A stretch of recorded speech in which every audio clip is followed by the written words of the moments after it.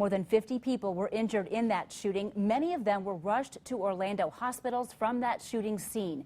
A huge patient influx like that can be taxing on hospitals.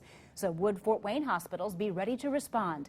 15 Finds Out reporter Alyssa Ivanson went to both hospital systems today. Alyssa? A mass casualty trauma sending dozens of patients to emergency rooms all at once.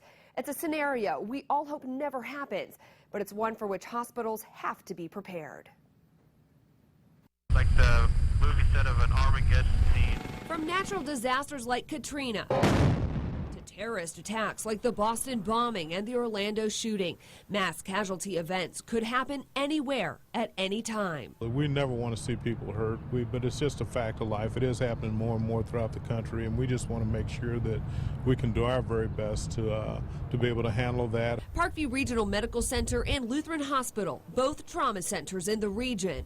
They not only have plans in place for a mass trauma event, they do drills to make sure they're ready. 1 minute it's quiet and they're waiting for the patients to come in, and the next minute it's literally chaos in the ED.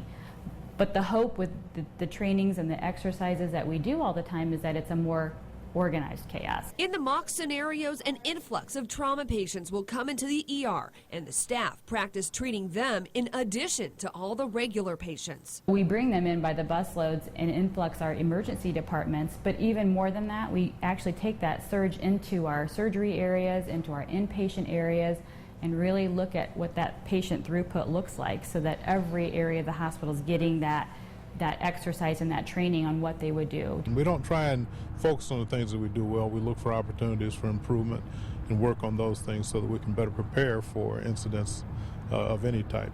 When events like Orlando happen, hospital leaders also watch closely to learn from the response. How the emergency departments perform, how the hospitals as a whole perform, so that we can better understand how we're going to work ourselves. With the training and the exercise and the staff practicing routinely, they'll know what to do. That switch will click in their head and they're like, I remember now.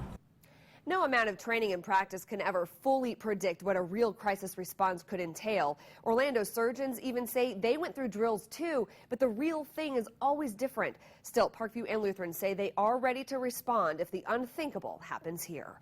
In Studio 15, Alyssa Ivanson, News Channel 15.